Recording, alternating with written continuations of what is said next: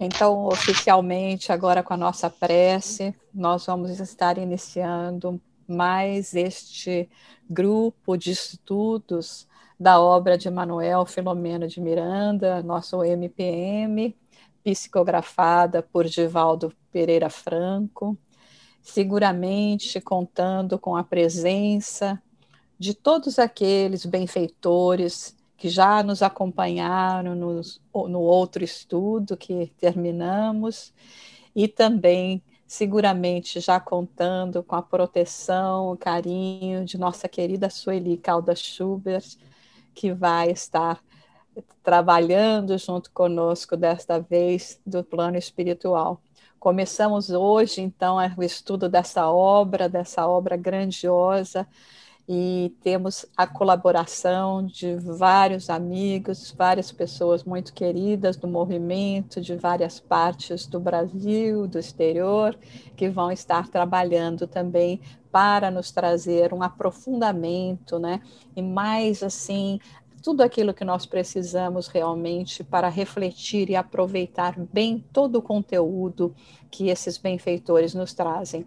Então, nossa primeira parte, nós vamos manter o mesmo modelo da outra vez, nós vamos ter a parte da apresentação, o resumo da obra, que hoje vai ser feita pelo nosso querido amigo Vitor, que já estava conosco, e depois hoje nós vamos ter comentários, porque não tivemos nenhuma pergunta, e vocês lembram, então, semana que vem vamos estar estudando o capítulo 1, para quem já tiver perguntas, pode enviar, então, no grupo, para que nós possamos também trabalhar com as perguntas.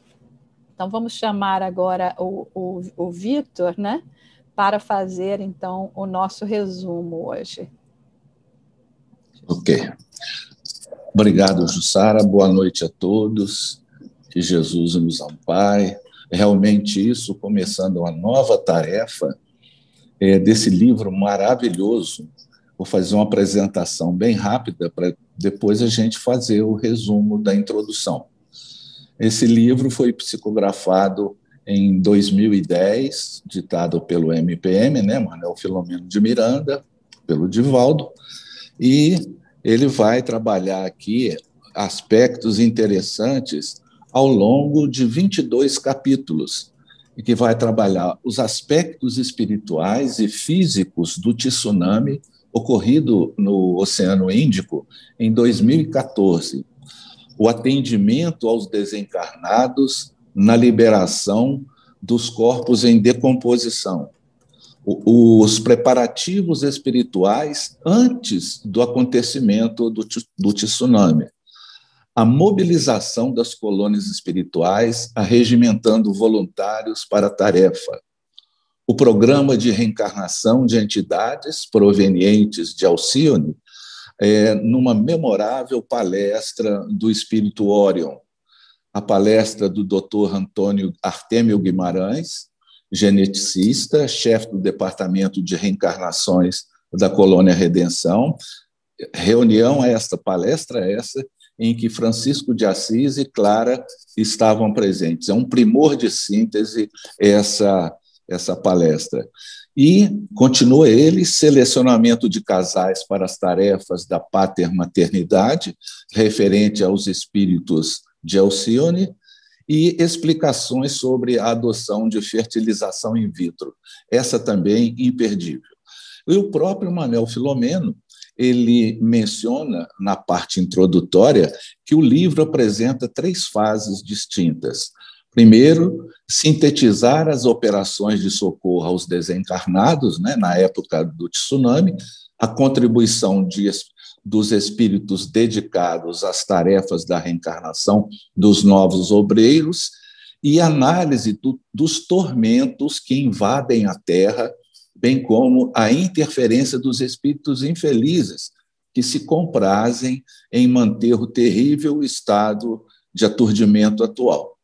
E, assim, a gente pode perceber que a gente vai ter elementos de conhecer os mecanismos e razões de ordem superior da transição planetária, para que essas modificações urgentes e necessárias possibilitem a transformação do homem num ser consciente dos seus próprios deveres para com Deus, para consigo próprio e para com o próximo. Agora eu vou passar a outra fase, que seria o resumo da introdução, porque não teve o prefácio. O prefácio foi uma mensagem recebida por Divaldo em Salvador, né, nessa situação de apresentá-la, em 9 de abril de 2010, apresentando o livro.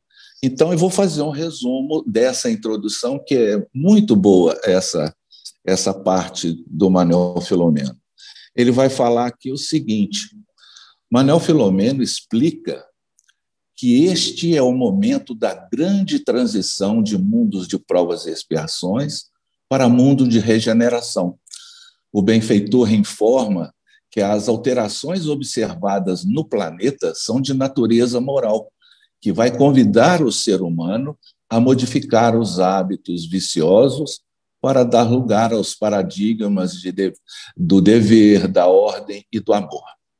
E ele assinala, Manuel Filomeno, que essa situação foi anunciada no sermão profético à época de Jesus, em Marcos, no capítulo 13, versículos de 1 a 37, quando Jesus apresenta os sinais dos futuros tempos após aquelas ocorrências dolorosas que ocorreriam nos diferentes períodos da evolução.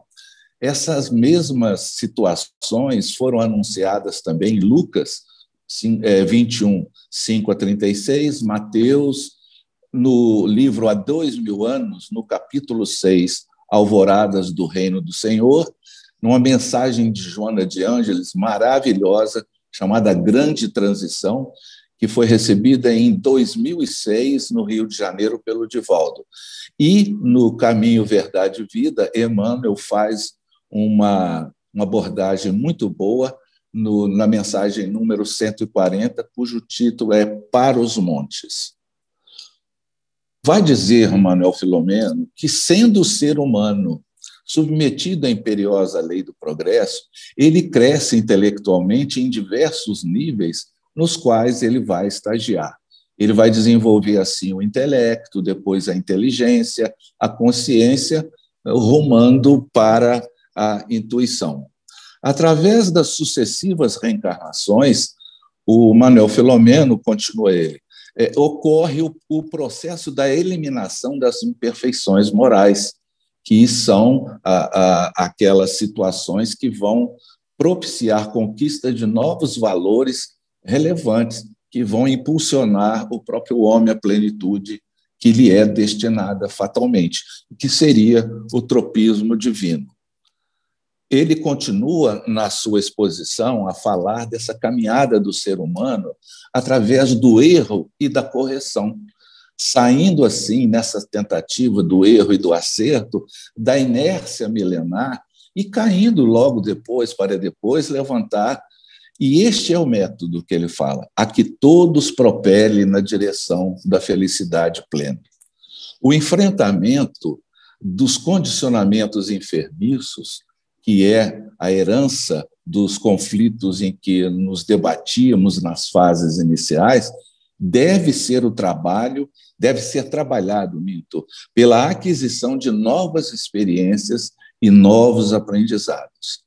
Então, continua o Manuel Filomeno, que o homem, agindo mais pelos instintos, principalmente aqueles vinculados à preservação corporal, ele agride ao invés de dialogar. Ele acusa quando deveria silenciar a ofensa ou a agressão, surgindo os debates infelizes, discussões estéreis, geradoras de ressentimento, de ódio, vingança, e, com isso, a própria vingança seria o filho dileto e direto do ego dominante. Sendo a lei divina o progresso, que é uma proposta inexorável e determinística, pois, através do próprio progresso, se vincula a libertação das amarras vigorosas que nos mantêm à retaguarda. Então, utilizando-se do livre-arbítrio, sem a necessária reflexão e discernimento, somente na presença da dor desperta para a compreensão da indispensável conquista da paz e do bem-estar. Desta forma, percebe o homem, dá-se conta dos males praticados, dos prejuízos causados aos outros e agora, já mais lúcido, percebe o desejo de recuperar-se, de sentir-se pacificado. Infelizmente, Manuel Filomeno ele vai apontar esse despertar da consciência tem se observado muito devagar, muito lentamente, ocasião em que prosperam os desmandos, dando lugar às lutas sangrentas, às condutas arbitrárias e perversas na sociedade odierna. E o surgimento de comportamentos paradoxais da criatura se verificam quando se observam atitudes de socorro às grandes calamidades, catástrofes e outros que se esmeram em assassinatos, vai comentar ele através de homens-bombas, vamos lembrar que isso foi em 2010, levando dor e sofrimento àqueles que não têm nada a ver com a situação. Ao lado da existência de movimentos de proteção aos animais que sensibilizam a sociedade, continua Manuel Filomeno, existe a indiferença de milhões com relação às crianças, anciãos e enfermos que morrem de fome cada ano, não por falta de alimento, mas por ausência total de compaixão e solidariedade. Aí a gente pode remeter a cada um dos companheiros que nos ouvem no Evangelho segundo o Espiritismo, no capítulo Os Infortúnios Ocultos, capítulo 13, item 4. Fenômenos sísmicos sacodem o orbe frequentemente, despertando solidariedade de outras nações para atendimento daqueles que foram vitimados. E, simultaneamente, ele vai fazendo essa comparação. Bombardeiros com armas inteligentes ceifam centenas de milhares de vidas a serviço da guerra ou de revoluções intermináveis ou de crimes trabalhados por organizações dedicadas ao mal. São esses paradoxos que o Manuel Filomeno vai falar para a gente que a grande transição é que tem lugar no planeta nos tempos em que estamos vivendo. São esses paradoxos que interferem diretamente nessa situação. Assim, aqueles que permanecerem na indiferença pela dor de seu irmão, que se aferram à criminalidade conhecida ou ignorada, que aderem à extorsão, ao suborno, aos comportamentos delituosos do colarinho branco, tripudiando sobre as aflições do próximo, comprazendo-se na luxúria, na drogadição, na exploração indébita de outras vidas, durante um largo período de tempo, não permanecerão na Terra, exilados que serão para mundos inferiores, onde terão oportunidade de aparar as arestas de suas inferioridades morais. Lembrando Jesus, né? Onde haverá pranto e ranger de dentes. Relembra Manuel Filomeno que Allan Kardec analisou profundamente os acontecimentos trágicos que ocorreriam com a Terra e seus habitantes. No livro dos Espíritos, na Lei de Destruição, estudam-se as causas e razões dos desequilíbrios que ocorrem no planeta. Por isso é necessário que tudo se destrua, a fim de poder renovar-se, sendo a destruição somente produzida para a transformação molecular da matéria, nunca atingindo o ser imortal que é o espírito. Diz Manuel Filomeno que as grandes calamidades que, vez por outra, ocorrem têm por finalidade convidar a criatura humana a refletir sobre a transitoriedade da vida carnal em relação à sua imortalidade. Desta forma, aquilo que se convencionou chamar flagelos naturais tem como propósito fazer a humanidade progredir mais depressa, A destruição é uma necessidade para a regeneração moral dos espíritos. Muito bem. A seguir, Manuel Filomeno analisa o que estava ocorrendo naqueles dias, uma referência aos anos de 2010. As dores atingindo patamares insuportáveis.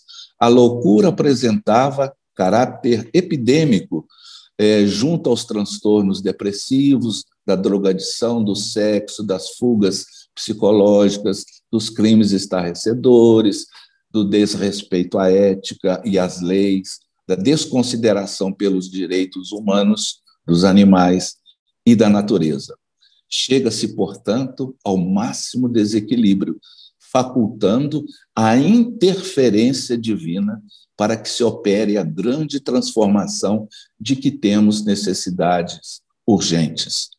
Assim, diz ele, espíritos de outra dimensão estavam mergulhando nas sombras terrestres, ao lado de nobres missionários que já transitaram pelo nosso planeta e que nos protegem e possam modificar as paisagens aflitivas, auxiliando o reino de Deus em nossos corações. Diz Manuel Filomeno que essa informação poderia causar estranheza em alguns estudiosos do espiritismo ou até algum tipo de reação mais severa em outros. Ele fala que se permite, assim, expressar o seu pensamento após a convivência com os nobres mentores que trabalham no elevado programa da grande transição. Diz ele que equipes de apóstolos da caridade no plano espiritual também descem ao planeta sofrido a fim de contribuir em favor das mudanças, atendendo aqueles que, excruciados pela desencarnação violenta, inesperada, ou padecendo o jugo de obsessões cruéis, ou fixados em revolta injustificável, considerando-se adversário da luz, membros da sanha do mal, a fim de melhorar a psicosfera vigente, facilitando o trabalho dos mensageiros de Jesus. Conclui o benfeitor, fechando a mensagem, que procurou demonstrar a providencial misericórdia de Jesus, sempre atento com seus mensageiros a todas as ocorrências planetárias, minimizando as aflições humanas e abrindo espaço ao dia radioso da manhã que se aproxima, rico de bênçãos e plenitudes. Essa introdução, ela poderia ofertar mais capacidade para a gente desenvolver, mas eu creio que se a gente fosse entrar nesse aspecto, a gente poderia até prejudicar os companheiros que a seguir farão os comentários. Então, eu me ative a fazer esse resumo atentamente, como se o próprio Manuel Filomeno fosse aquele repórter que traz para a gente essas notícias e que possibilitariam a leitura do livro ao longo do nosso estudo de uma forma mais correta e com conhecimento de causa. Assim seria o nosso resumo desta noite. Excelente, muito obrigada, Vitor, por esse seu trabalho, trazer toda essa introdução para nós, para darmos continuidade no estudo. Então, nós gostaríamos de chamar agora, o primeiro que vai fazer os nossos comentários hoje é o João, né? Olá, João. Boa noite a todos, é uma alegria muito grande estar aqui dividindo esse trabalho com vocês, com tantas pessoas, que Deus nos abençoe e nos proteja. Eu gostaria de abrir esses comentários nos ajudando a entender melhor o que é um tsunami e a região em que ele ocorreu. Então, eu vou falar um pouco mais da parte histórica, técnica, porque a gente sabe que esse livro, Transição Planetária, segue o trabalho de resgate espiritual, das vítimas do tsunami ocorrido em 2004 no Oceano Índico. Então, para começar, o Vitor mencionou o Livro dos Espíritos e a Lei da Destruição, mas eu gostaria de começar por duas questões do Livro dos Espíritos que falam especificamente dessa lei de destruição que ocorre com uma catástrofe desse tamanho, dessa proporção. A questão 737, Kardec pergunta aos espíritos: com que fim fere Deus a humanidade por meio de flagelos destruidores? E os espíritos respondem: para fazê-la progredir mais depressa. Já não dissemos ser a destruição uma necessidade para a regeneração moral dos espíritos, que em cada nova existência sobem um degrau da escala do aperfeiçoamento? Preciso é que se veja o objetivo, para que os resultados possam ser apreciados. Somente do vosso ponto de vista pessoal os apreciais. Daí vem que os qualificais de flagelos, por efeito do prejuízo que vos causam. Essas subversões, porém, são frequentemente necessárias para que mais pronto se dê o advento de uma melhor ordem de coisas e para que se realize em alguns anos o que teria exigido muitos séculos. E aí, continuando na questão 738, Kardec pergunta: para conseguir a melhora da humanidade, não poderia Deus empregar outros meios que não os flagelos destruidores? E a resposta dos espíritos: pode, e os emprega todos os dias, pois que deu a cada um os meios de progredir pelo conhecimento do bem e do mal. O humano, porém, não se aproveita desses meios. Necessário, portanto, se torna que seja castigado no seu orgulho e que se lhe faça sentir a sua fraqueza. Então, basicamente, o que os espíritos nos dizem aqui é que os flagelos destruidores são, às vezes, um mal necessário para um adiantamento de nós todos como espíritos imortais. E aí, sempre eu falo que é muito difícil a gente analisar um flagelo quando você está muito próximo ou você participa dele. Os flagelos normalmente são mais fáceis de você entender as razões quando você analisa historicamente. Então, hoje em dia, quando a gente estuda a peste negra da Europa na Idade Média, a gente entende, sob o ponto de vista espiritual, as razões para a peste negra, que foi o fim do sistema feudal e o começo da Renascença. Então, voltando ao livro Transição Planetária, vamos primeiro entender o que significa essa palavra tsunami. Tsunami é uma palavra originária de japonês. É uma palavra japonesa. E por que japonês? Porque é o país que tem o maior número de tsunamis registrados na história. Se a gente quiser uma palavra em português, a tradução mais aproximada para português seria maremoto. Tá? O que é um tsunami ou um maremoto? É uma série de ondas que causam um deslocamento de um grande volume de água, geralmente num oceano, mas também é possível em grandes lagos. Qual a causa do tsunami? Ela pode ser causada por terremotos, erupções vulcânicas ou outras explosões submarinas. Um tsunami, em geral, consiste de uma série de ondas em intervalos de minutos ou até de horas. Podem ter altura de vários metros. A maior causa de tsunami são terremotos no oceano, no fundo do oceano. Movimentos de terra, que foi exatamente o que aconteceu em 2004. Nós temos registros de tsunamis desde a pré-história.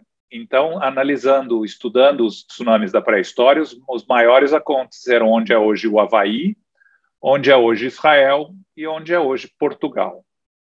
Mas um que ficou marcado na história foi o que aconteceu por volta de 1600 a.C., na ilha de Santorini, na Grécia. Quem conhece a ilha de Santorini sabe que ela é um pedaço de um vulcão que sobrou dessa explosão em 1600 a.C.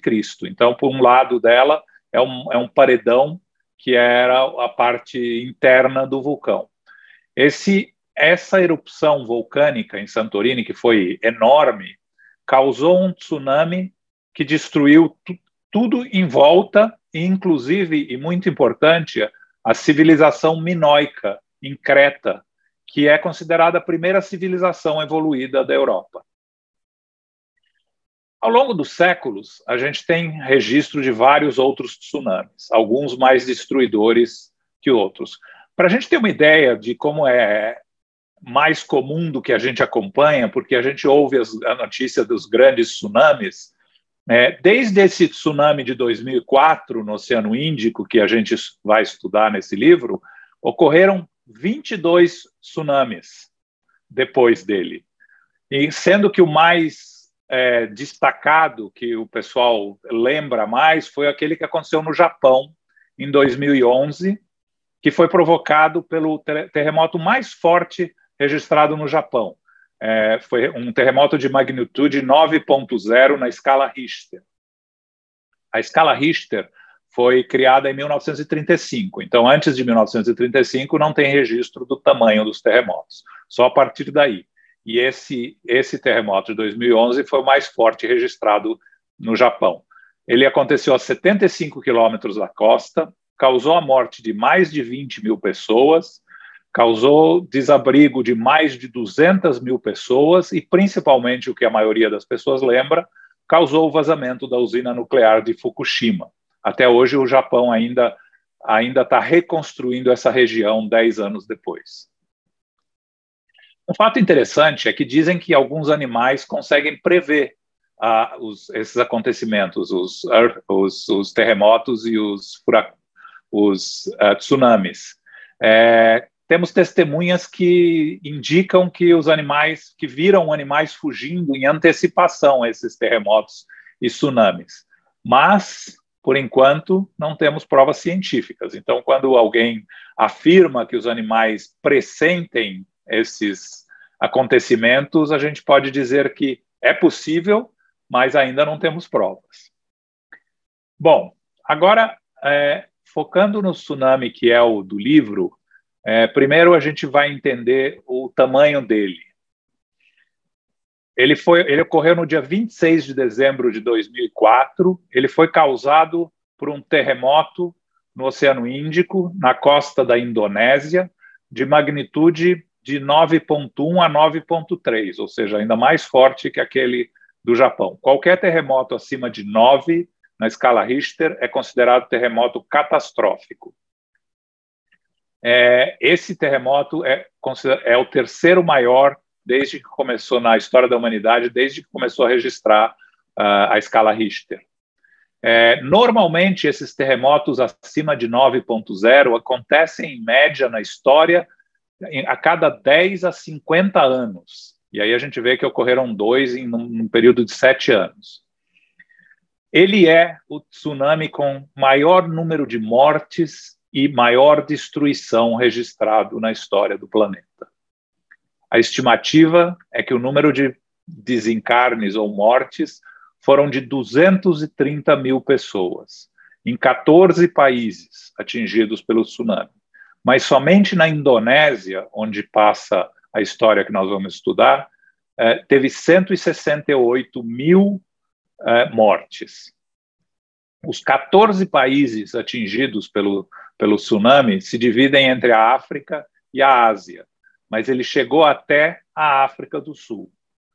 45 países tiveram cidadãos que morreram, a maioria que estavam em viagem de turismo. E, curiosidade, inclusive, 2 brasileiros desencarnaram nesse tsunami, uma diplomata e seu filho de 10 anos na Tailândia. O resgate que é descrito no livro se dá principalmente na ilha de Sumatra. A Sumatra, para a gente falar um pouco, para entender um pouco a Indonésia, que país é esse? A Indonésia é um país no sul da Ásia, formado por quase 18 mil ilhas, a maioria delas habitada. Sumatra é a maior ilha que é inteira pertencente ao país. Existem 2 outras ilhas maiores, mas que essas duas maiores, parte é da Indonésia, parte é de outro país. A população da Indonésia são 271 milhões de pessoas, ou seja, uns 50 milhões mais ou menos a mais que o Brasil. E um dado muito importante, porque a gente vai ver muito isso no livro, 87% da população é muçulmana. E isso faz da Indonésia o país muçulmano mais populoso do mundo. Porém, o hinduísmo e o budismo são também religiões importantes e, obviamente, a proximidade com a Índia, e são importantes partes da história do país. A famosa ilha de Bali, que todo mundo conhece, predomina o budismo. É uma das regiões onde predomina o budismo. O regime político da Indonésia é laico. Apesar desse número enorme de muçulmanos, não é um país sob o regime muçulmano. É laico com liberdade religiosa relativa. Mas, na província de Aceh, que foi o epicentro da tragédia, é uma província onde predominam os muçulmanos mais radicais. Eles obrigam a população dessa região a seguir a religião nos seus costumes mais estritos, inclusive com o uso da Sharia, que é aquela cobertura de face para as mulheres.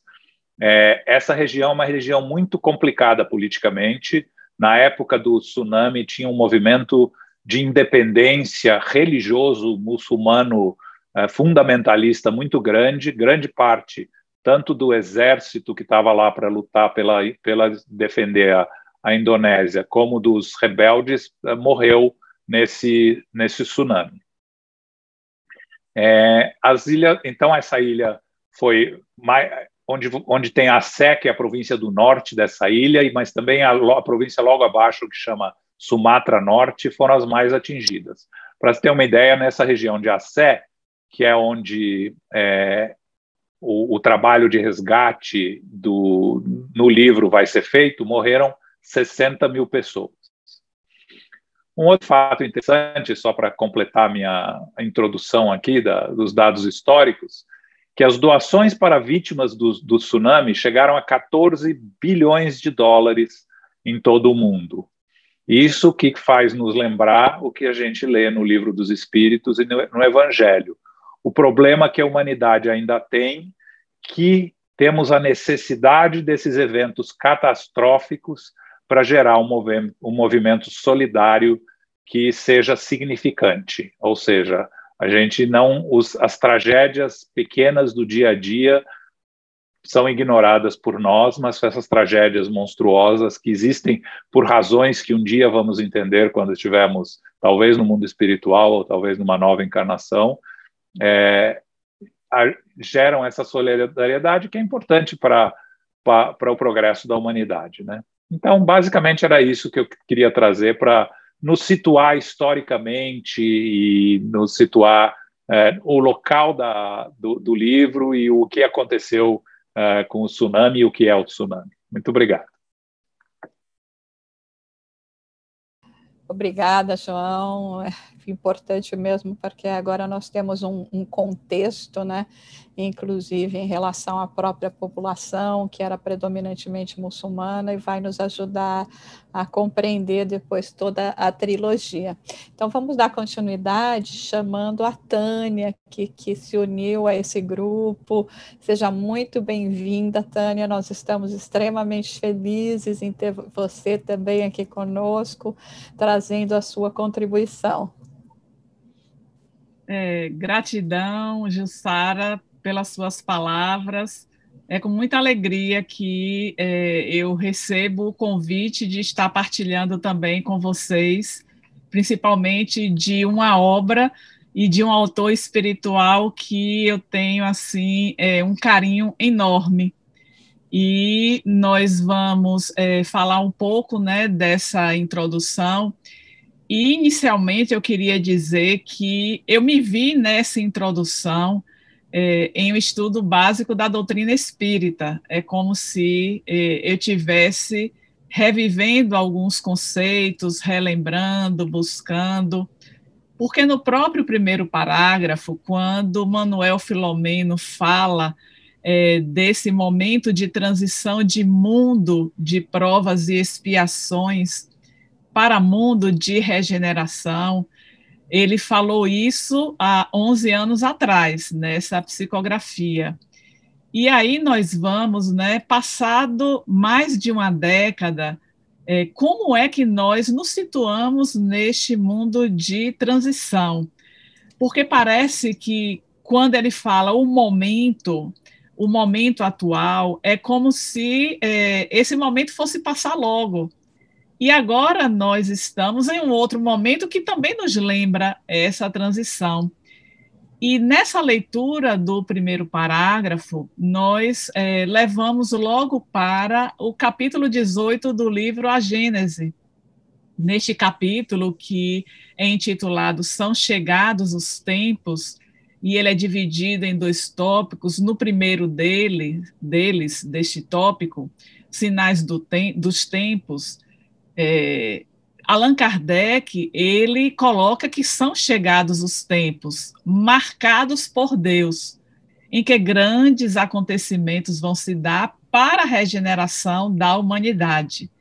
Então, nós vimos nessa retrospectiva que João nos trouxe, este momento chegando como um momento pontual, porque, de fato, apesar dele ter se dado em uma região específica, ele atingiu, inclusive, no que João trouxe, 2 brasileiros, uma diplomata e seu filho de 10 anos. Então, nós vemos que todos nós estamos fazendo parte deste processo de transição. E aí, no segundo tópico de A Gênese, desse capítulo 18, Allan Kardec coloca que tudo na criação é harmonia. Então, quando nós pensamos nesta ocorrência de um tsunami, que foi muito bem apresentado nesse tópico que trata do Livro dos Espíritos, dos flagelos destruidores, podemos pensar, mas aconteceu isso, tanta gente morreu. Deus, nosso Pai, está atento.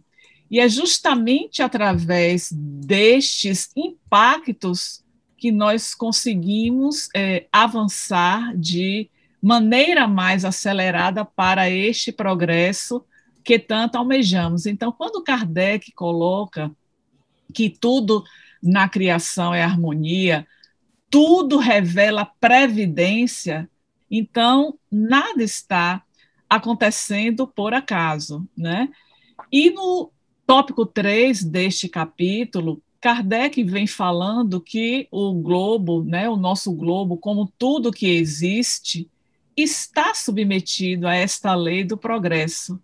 Então, é tudo muito bem encadeado, previsto, e nós sabemos que o próprio Kardec já assinalou, não somente em A Gênese, mas no próprio Livro dos Espíritos, na própria codificação, que esse progresso, nós temos o progresso físico, ele aborda também, nessa obra, mas o progresso moral. E tudo isso está aconteceu lá, quando ele apresenta essa obra Transição Planetária, mas também neste momento que nós estamos vivendo, por conta do nosso atraso moral, E é interessante saber que esses progressos, o físico e o moral, eles caminham paralelamente, mas o próprio Allan Kardec, em O Livro dos Espíritos,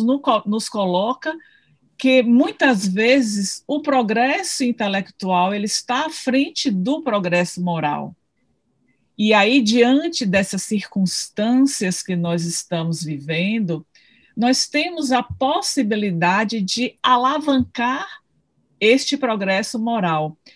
Um dado que João apresentou na sua exposição em relação à questão dos números relativos às doações. Por que será que nós temos necessidade de passar por essas experiências para abrir o nosso coração?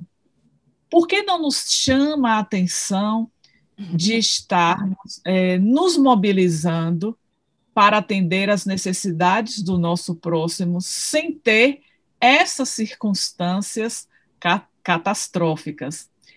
Mas nesta introdução tem algo que também me chamou muita atenção na fala de Filomeno, quando ele trata dessas alterações de natureza moral, nos conclamando a mudanças de paradigmas em 4 aspectos.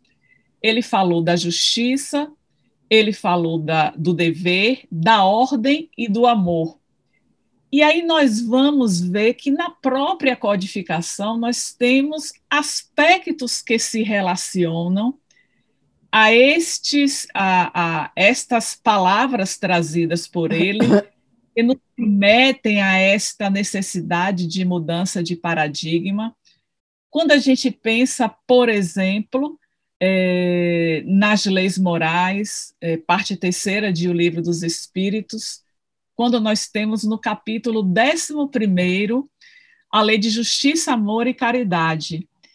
E quando Kardec indaga na questão 875, como se pode definir justiça, os benfeitores trazem que a justiça consiste em cada um respeitar os direitos dos demais. E o quanto nós estamos fazendo isso no nosso dia a dia.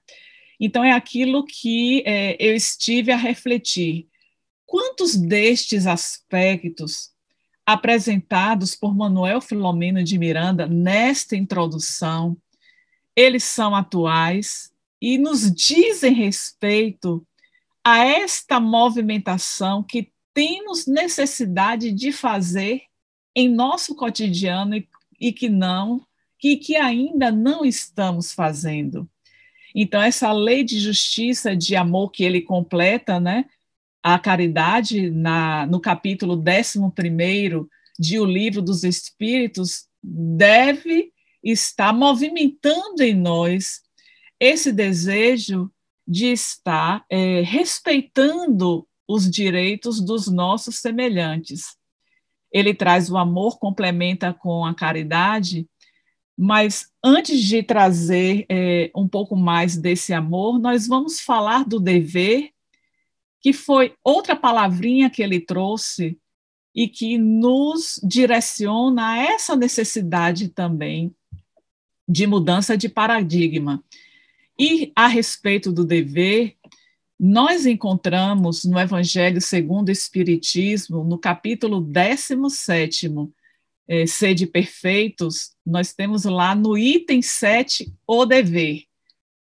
Observemos o quanto Manuel Filomeno está nos direcionando à codificação para que possamos, de fato, avançar neste progresso moral.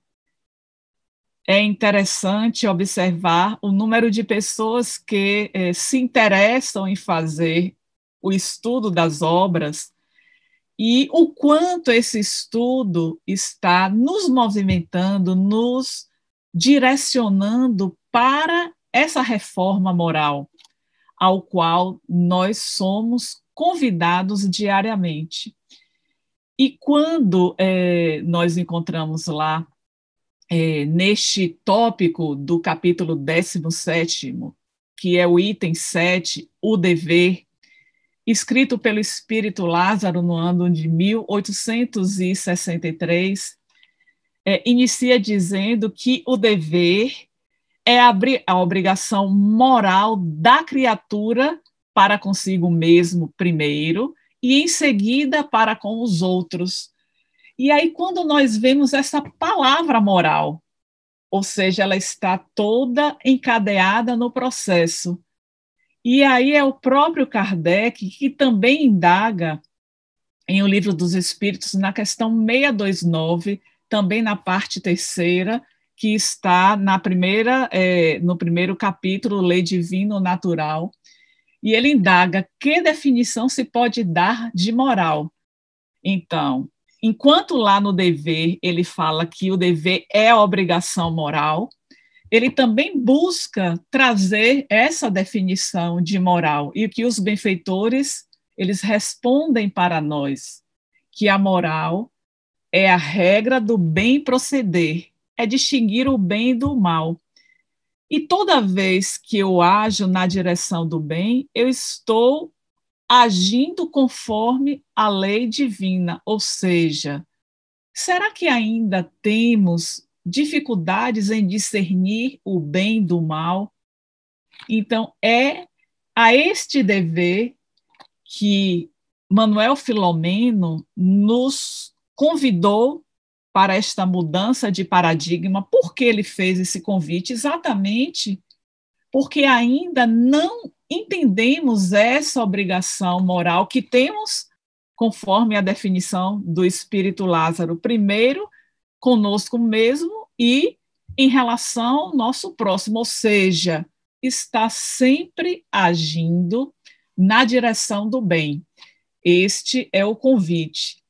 E eu deixei para falar, por fim, na palavra amor, trazida por ele para esta mudança de paradigma que se faz necessário para a nossa condução, exatamente porque nós temos o próprio Espírito Lázaro também escreve no capítulo 11º, no item 8, que é a lei de amor, instrução dos espíritos, quando ele diz que o amor resume toda a doutrina de Jesus. Então, se precisamos desta moral, desta regra do bem proceder, se precisamos da justiça e temos o amor como resumo da doutrina de Jesus, nós já temos elucidado os passos que são necessários para que, diante desses flagelos destruidores aos quais nós estamos sendo colocados à prova, neste mundo de provas e expiações, que possamos, de fato, estar caminhando para que isso seja extinto da nossa caminhada. Então, resume a doutrina de Jesus. E aí o Espírito Lázaro, ele escreve isso no ano de 1862, ele vem trazendo exatamente os 3 passos para que nós possamos evoluir em relação ao amor. E o primeiro deles é o instinto, que Manuel Filomeno de Miranda coloca nessa introdução, que o ser humano, espírito, ele, quando na sua origem, criado simples e ignorante, nós passamos inicialmente a agir por instinto. Mas o amor, ele vai passar do instinto para a sensação e sentimento. E na evolução do ser, do instinto, nós vamos para a inteligência, para a consciência, conforme coloca Filomeno, para chegar à intuição, que é justamente quando nós avançamos para esta percepção daquilo que é a nossa essência, espírito, alma encarnada. Sabemos, conforme Filomeno trata na introdução, que é justamente as reencarnações aos quais nós estamos ao longo desse tempo, ao longo de sucessivas reencarnações, nos colocando à disposição deste processo de evolução, e evolução que vai nos levar à plenitude, à perfeição. E daí nós vamos seguindo, pensando que temos uma dificuldade dessa tomada de consciência. Sabemos que já adquirimos um patamar de conhecimento que nos atrasa em termos morais, mas vamos aos poucos tomando consciência dessa necessidade de despertar da consciência. E eu gostaria, antes de finalizar a minha fala, de trazer algo que marca nesta introdução,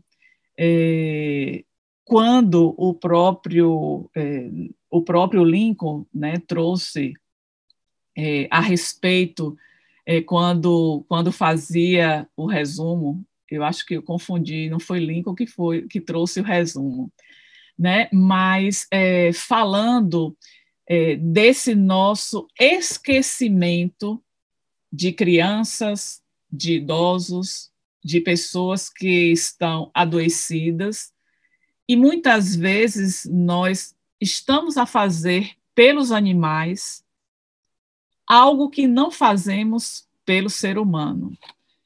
É interessante a gente refletir, Manuel Filomeno não está tratando no sentido de que a gente não deva cuidar dos animais, não deva proteger os animais, não deva alimentar os animais. Mas ele chama a atenção de que existem seres, o nosso tio Di usa muito a expressão invisíveis. A própria benfeitora Joana de Ângeles também fala a respeito disso, que estes seres, que são os nossos irmãos, eles precisam da nossa atenção, porque se a gente não fizer isso, é o que ele vai mais adiante trazer. Se a gente não olha para este irmão, se a gente fica indiferente a esta dor dos nossos irmãos, nós seremos exilados do nosso planeta, do planeta Terra, que é de provas e expiações, e caminha para a regeneração. Então, em linhas gerais, né, foram estes os apontamentos, as reflexões que nós fizemos a respeito desta introdução do livro maravilhoso. É um livro muito, muito instigante e que nos leva, de fato, a essa busca por aprimorar mais os nossos conhecimentos a respeito da doutrina espírita. Obrigada, Tânia, pelas suas considerações excelentes. Aliás, nós temos que falar, né, que a Tânia, ela é trabalhadora lá do Centro Espírita Caminho da Redenção, lá junto com o Divaldo, filha de Nilo Calazans, um dos organizadores, inclusive, do projeto Manuel Filomeno de Miranda, e por isso nos alegra muito, realmente, ter você aqui com a gente, né, Tânia, dando essa contribuição maravilhosa, porque vai ser extremamente rico todo esse trabalho, com todos contribuindo. Tem gente que está me perguntando, sim, o João é meu marido, é o João Korngold. Aqui a gente tá em família, assim, não é família relacionada, irmãos, maridos, mulheres, é também a família espiritual, porque nós somos seguramente uma grande família espiritual, né? Não estamos aqui todos por acaso. E para concluir o nosso trabalho de hoje, vai nos trazer a sua contribuição também. Nós vamos chamar a nossa querida Eulália Bueno para continuar com todo com esse nosso trabalho da noite. Eulália, com você. Olá, Jussara, queridos amigos dessa família maravilhosa, essa família que está se unindo em torno de Manuel Filomeno de Miranda e que foi capitaneada pela nossa Sueli.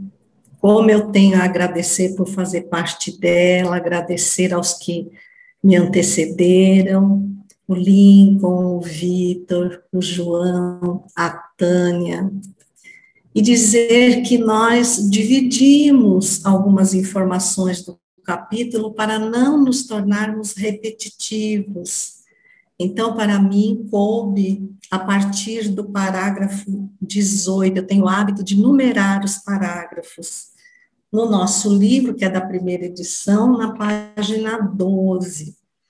E lembrar que toda a obra de Manuel Filomeno de Miranda, ela nos adverte para a nossa evolução, que o tempo está avançando, Então, nós fomos buscar em Obras Póstumas, na sua primeira parte, questões e problemas, no que se refere às expiações coletivas, que o João explanou belíssimamente, que nós evoluímos sob 3 caracteres distintos: a de nós para conosco, como espíritos, vencendo as nossas deficiências, as nossas más inclinações, a de membro da família consanguínea e a de cidadão ou membro da família de Jesus, ou a humanidade. Então, nós vamos perceber que não apenas na introdução, mas em todo o livro, vai estar em ênfase o exílio e a contribuição de espíritos que virão de outros sistemas solares, talvez de outras galáxias, nós não podemos precisar. Então, nós vamos nos fincar exatamente nas características dessas 2 categorias de espíritos. Então, vamos buscar em A Gênese, no capítulo 17, Predições no Evangelho, no seu item 63, intitulado Julgamento Final, que diz assim que o bem vai reinar sobre a terra. Isso é um objetivo inadiável.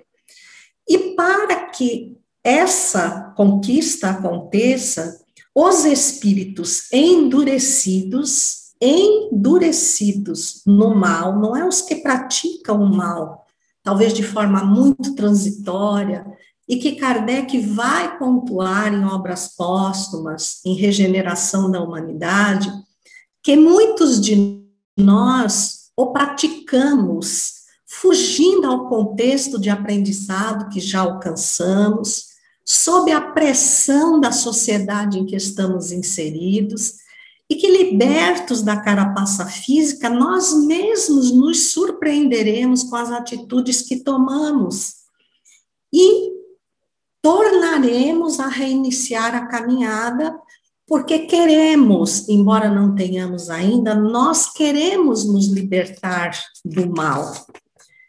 Continuando no mesmo texto, ressaltar que quem presidirá essa transição final é o governador planetário, é Jesus. Quando nós vamos à pergunta 625 do Livro dos Espíritos, o espírito de maior envergadura, guia e modelo da humanidade. Então, esse trecho de A Gênese está explicando Mateus, capítulo 25, versículos 31 a 46, quando Jesus diz: os bons passarão à minha direita e os maus à minha esquerda. Mas quem são esses maus? Em Obras Póstumas, no trecho citado, Regeneração da Humanidade, Kardec coloca com muito ênfase que apenas os que fazem o mal pelo mal, sem que os afete o sentimento do bem, esses serão excluídos, porque se permanecessem na Terra, eles seriam um grave entrave, obstáculo à evolução dos demais. Eles seriam essa pressão negativa na sociedade, que leva muitos espíritos, mesmo que queiram evoluir, a repetir os mesmos erros.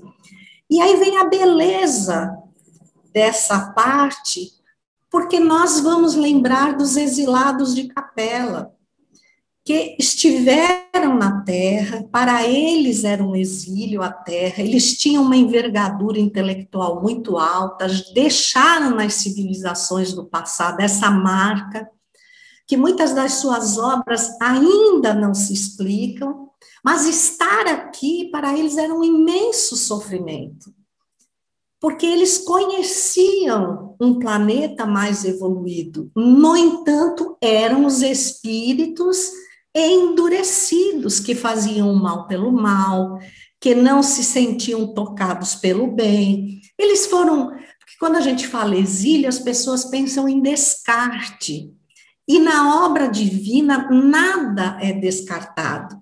Ao mesmo tempo em que vieram aprender a ser humildes, né, os simples de coração, aqueles que precisam aprender e que reconhecem essa necessidade, eles também deram alta contribuição ao progresso tecnológico para que se ampliasse a capacidade de conhecimento e, com certeza, também a de escolha.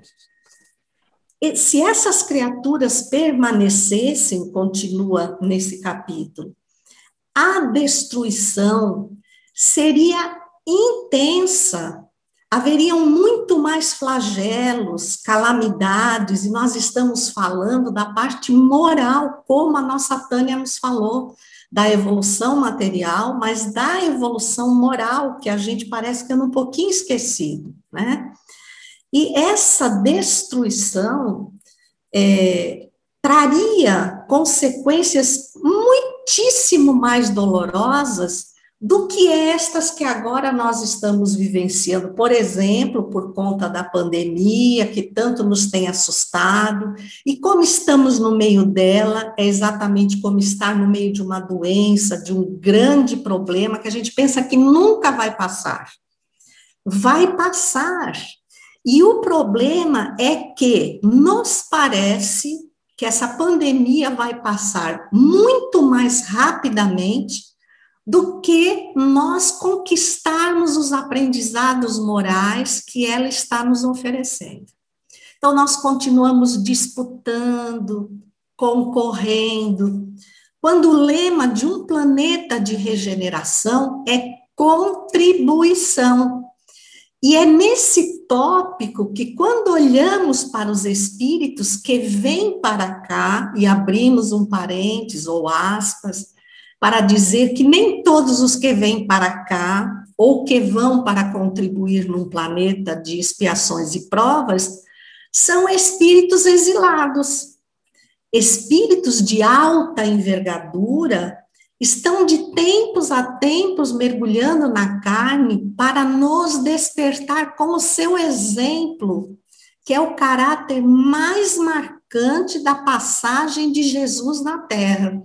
Então, quando Manuel Filomeno de Miranda, que inclusive o Vitor ressaltou muito bem, ele diz que muitos de nós vão estranhar por conta da presença desses espíritos, do alavancamento genético, nós estamos apenas vendo o que já se passou, porque quando a característica hominal surgiu na Terra, foi um alavancamento genético. Então, até um instante, o animal, o macaco, ele foi apenas um macaco. E, de repente, uma nova árvore, alavancando a genética do que tinha na Terra, criou um homem, o espírito que vencia a animalidade, vencia o instinto e viajava pela inteligência na conquista das sensações que estão baseadas no instinto e do sentimento, que é a maior conquista que o ser imortal pode alcançar.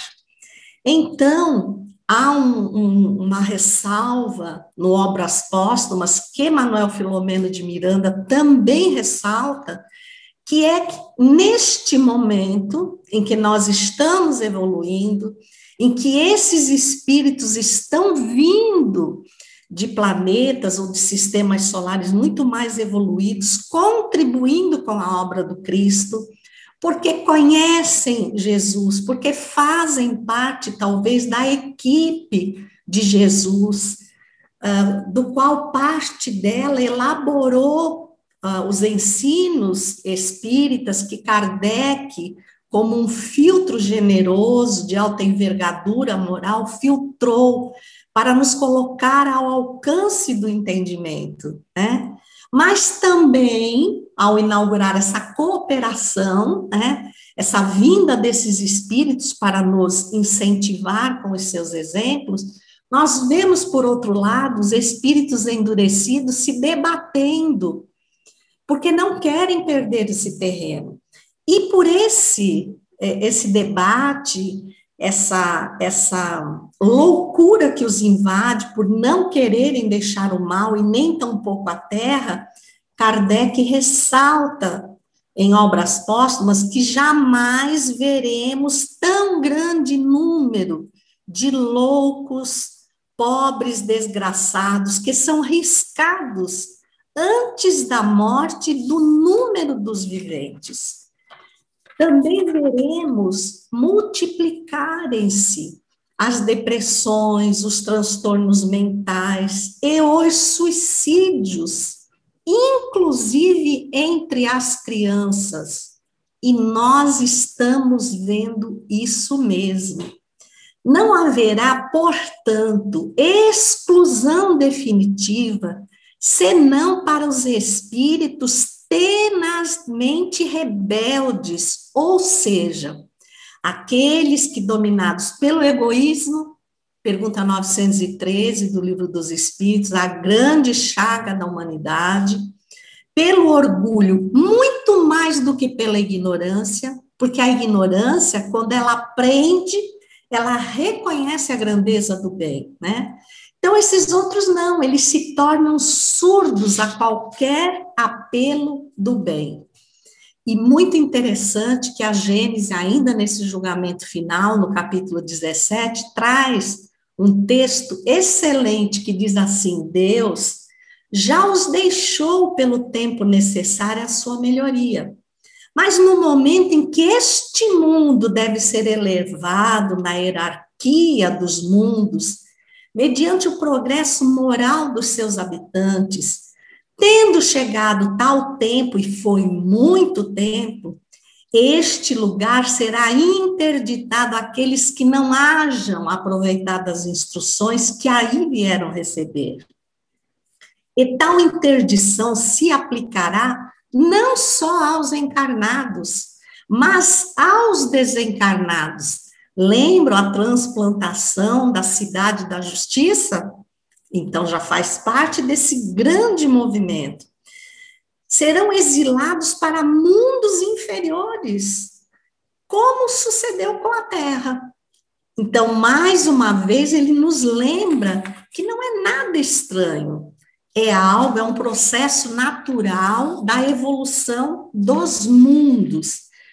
Tudo bem, o mal está aí, nós vemos hoje os instintos à flor da pele, a sexualidade, os transtornos da drogadição, a criminalidade, mas isso é um estertor do mal que sabe que o seu tempo está chegando ao fim, porque quando ele fala que Deus já lhes deu o tempo, nos faz lembrar Jesus, quando Eliú mostrou o continente americano, mostrou o Brasil, e ele disse que ia rogar a Deus para que, como sempre, se a humanidade não atendesse os chamamentos, ele intercedesse.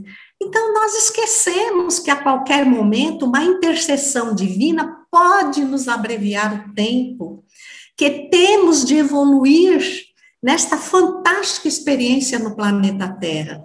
E Manuel Filomeno de Miranda se fez um grande intermediário dessa advertência em toda a coletânea dos seus livros, que ele fala da obsessão. A obsessão não é uma invasão na nossa individualidade, mas é uma sociedade da qual nós estamos participando. Mas vamos passar para o lado bom, esses espíritos luminosos, para que a gente se encha de esperança, de ânimo para o trabalho. Então, vamos lá ao livro A Caminho da Luz, de Emmanuel, no seu capítulo 17, Os Mensageiros de Jesus, e diz assim: neste pantanal de ambições floresciam igualmente os lírios da misericórdia de Jesus, em sublimes realizações de sacrifício e bondade, espíritos heróicos e missionários, cuja maioria não se incorporou aos nomes da galeria histórica terrestre. Vejam isso. Então, nem todos os grandes missionários ficarão conhecidos terão projeção na sociedade terrena. Às vezes, de forma anônima e silenciosa, eles estão alavancando o bem em tarefas singelas. Nós não precisamos de grandes tarefas, a não ser passar o cinzel da reforma em nós mesmos, para libertar o anjo, porque nós temos por finalidade a angelitude. Então, ele vem falar dos testemunhos dos cristãos da primeira era, ele vem falar que todas as vezes que houve negociatas em meio à religião, para abafar a mensagem de Jesus, veio logo a seguir uma grande revolução, e a tornou visível outra vez. E quem foram esses corajosos? Foram emissários, alguns discípulos muito queridos de Jesus, né? Que quando não foram trucidados pelas multidões, eles foram obrigados a capitular ou a passar por severos testemunhos para se manter firmes na envergadura da carne. Quem nós podemos lembrar? Alcione, do livro Renúncia, que estando em Sírios, envolta numa grande pesquisa a favor da humanidade, ela rogou a Antênio, seu benfeitor, para poder vir à Terra. Ele a advertiu que estar sob o domínio do corpo físico, sob a ação da sociedade, sob o impulso dos hormônios corporais, quando falamos sobre, por exemplo, da sexualidade, eles são tão fortes que eles nos retardam o raciocínio, então cometemos deslizes terríveis, para só depois, quando as consequências já são funestas, nós avaliarmos o que fizemos. E aí nós destacamos, para finalizar, Francisco de Assis, tão tocado em tantas obras, né? Então, tocado no Brasil, coração do mundo, quando fala o coração do mundo, tocado em amanhecer de uma nova era, na apresentação, né? E diz aqui que ele vem em auxílio dos trabalhadores do bem. Nós vimos no Rumo do Mundo de Regeneração, esses trabalhadores constantemente agredidos pelas forças da perversidade espiritual. Ele vem, né, como êmulo do Cristo, vencer as trevas, as sombras da época medieval. E no Vidas Vazias, exortação odierna, Joana de Ângeles, que sabemos ser a Clara, a Santa Clara, ela diz: Pai Francisco, ouve o clamor das multidões desesperadas e o riso louco das paixões desenfreadas. Novamente a loucura incendeia as romas terrestres e os teus discípulos derramam lágrimas para apagar as labaredas consumptivas das paixões que ardem, ou se transformam em achotes vivos para aquecer aqueles que se enregelaram na loucura do prazer, colocando-te na retaguarda. Compadece-te de nossa alucinação e vem de novo cantar em nossos ouvidos entorpecidos de melodias barulhentas, a tua canção, da ternura aureolada de misericórdia. Tu nos assinalaste desde aquele dia, e por mais fugíssemos de ti, nunca nos desvinculamos do teu olhar doce e da tua voz canora, pastoreando as nossas almas. Ó doce Pai Francisco, ergue-nos para cantar contigo nas estradas do mundo a melodia da esperança e da paz, como tu fizeste. Mas quem é o maior espírito que veio de outros orbes, não apenas contribuir com a Terra? Então, a gente não sabe por que se questiona, mas podem vir espíritos de outros orbes? Como é que eles achariam uma genética para reencarnar na Terra? Nós vamos encerrar falando de Jesus. Então, A Caminho da Luz, no seu capítulo 24, o Espiritismo e as Grandes Transições, fala de Jesus. É o único diretor no plano das realidades imortais. E agora que o mundo se entrega a todas as expectativas angustiosas, os espaços mais próximos da Terra se movimentam a favor do restabelecimento da verdade e da paz, a caminho de uma nova era. Espíritos abnegados e esclarecidos falam-nos de uma nova reunião das potências angélicas do sistema solar, da qual Jesus é um dos membros divinos. Reunir-se-á de novo a sociedade celeste pela terceira vez na atmosfera terrestre, desde que o Cristo recebeu a sagrada missão de abraçar e redimir a nossa humanidade, decidindo novamente sobre os destinos de nosso mundo.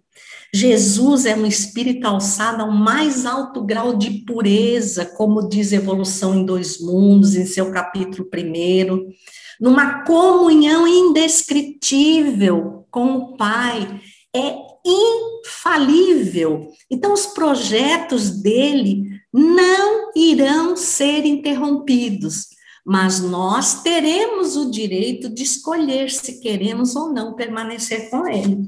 Em outros planetas, com outras condições, outros Cristos como ele estarão à frente, convidando-nos a rememorar as lições, como alunos em segunda etapa, em segunda chamada, como era na minha época, para definitivamente alcançarem o conhecimento. E voltamos para encerrar ao Vidas Vazias, na mesma exortação odierna em que diz: o mundo converteu-se em um grande hospital de almas, e sentimos necessidade da paz dos campos, de um novo encontro em São Damiano, para arrancar dos escombros a tua cruz, e dela ouvirmos o teu chamado, que é o chamado que ele fez a Francisco de Assis, que está à frente dessa tarefa de alta envergadura, né? Ali sendo um contribuinte direto de Jesus. E ele faz, então, a lembrança do que Jesus pediu a Francisco: constrói a minha igreja que está caída. Estamos procurando construí-la agora, na rocha dos corações, com alicerces profundos, no abismo das almas, para que não venha a ruir outra vez. O teu embaixador, Allan Kardec, foi escolhido dentre os teus para nos ajudar na restauração, colocando Jesus Cristo no píncaro de nossas mais profundas aspirações.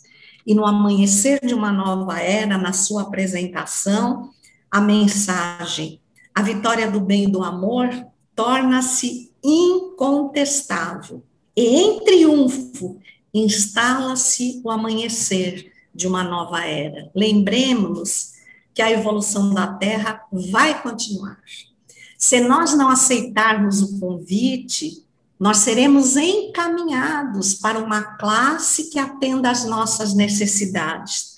Mas será tão bom se nas gerações do futuro, nosso Manuel Filomeno de Miranda, ao se expressar nas grandes tertúlias espirituais, possa estar ali junto de nós, os que oferecemos toda a nossa vida para dar como contribuição a melhoria de nós mesmos, como a Tânia ressaltou, né, que o Espírito Lázaro disse que a maior responsabilidade é, em primeiro lugar, conosco mesmo.